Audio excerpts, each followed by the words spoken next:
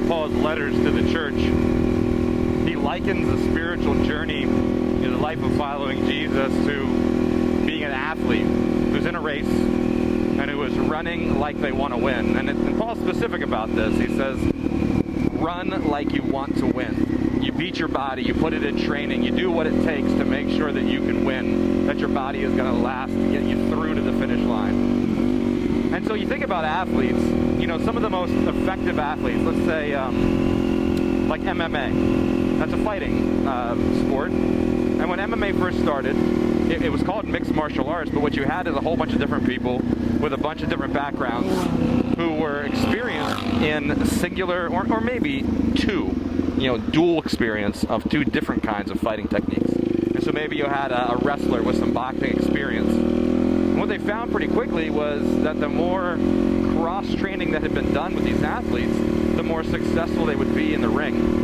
And so, in pretty short order, after our first couple of years, the boxers, they couldn't compete with those who had been cross-trained in a variety of mixed martial arts. So many other athletes also do cross-training. Think about the football players who take dance classes. Cross-training is essential. And so, one of the things that I do is I look across my own life, the different areas of different things that I'm involved in, and often wonder if there is crossover with my role in ministry, or the things that I can learn as I go about doing ministry in this world from the other places I'm involved with. And one of the things that I do is I'm a volunteer firefighter. And at our station, one of the things that's often said is, if you got a problem with somebody, if somebody makes a mistake, you don't deal with it at the scene of the accident or the scene of the fire. You don't get into a fight there. You don't throw down and have it out. You wait till you're back at the station, and then you deal with the problem.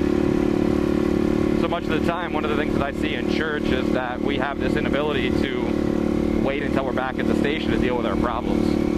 Instead, we hash it out. We throw down right in the middle of church, right in the middle of a gathering or of an event. I mean, how many churches have had terrible blow-ups at a meeting, some sort of meeting, a board meeting or a council meeting of some kind where they're voting on something?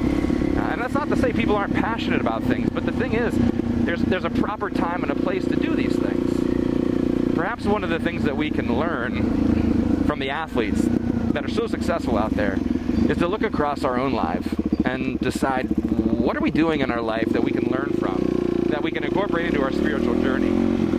What are some things that we need to hold off on doing until we're back at the station, things we need to hold off on dealing with? Because all it's going to do is make us look foolish, or it's going to give the church a black eye. It's going to give our ministry a black eye. It's going to make the time about us rather than about the thing that we're there for.